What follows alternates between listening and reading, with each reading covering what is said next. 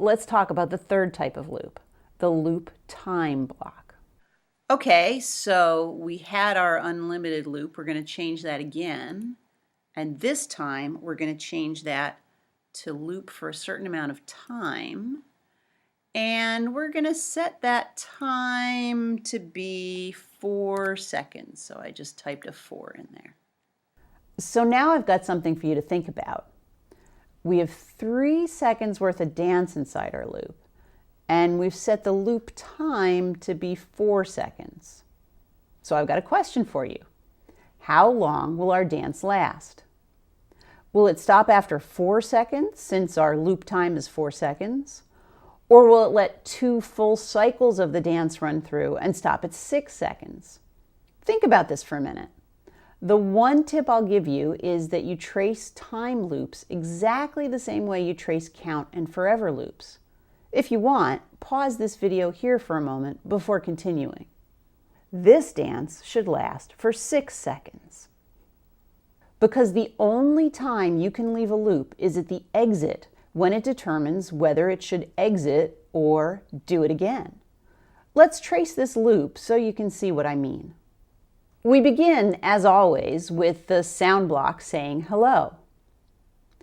When you enter a loop that has the control set to time, in addition to saying welcome, come in, the loop also starts up an internal timer. You don't actually see it, that keeps track of how much time has elapsed. Even though this timer is running whenever you're inside the loop only checks the timer when it reaches the end of the loop. So let's continue. First, we move forward for 1 second. Then we move backwards for 1 second. Then we turn left for half a second, and then right for half a second. When we get to the end of the loop, the program asks the question, has at least 4 seconds elapsed yet? Because our move blocks only took 3 seconds, the answer is no. 4 seconds have not yet elapsed. And so the loop says, do it again. So we do it again. We're back to that first move forward block.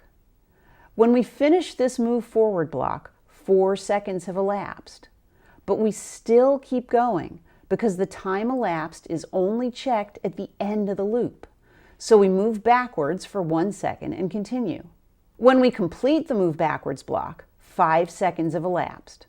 But since we only check the time at the end of the loop, we continue and do our turn left. After the left turn is completed, 5.5 seconds have elapsed, but we still just keep going in the loop and execute our right turn.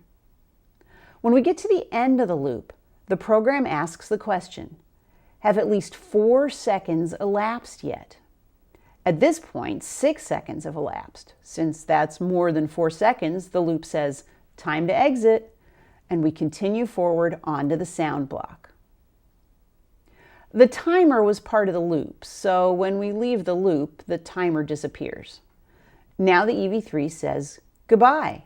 We've reached the end of our program, and the EV3 cleans up. That is, it turns off the motors in the speaker and resets the display.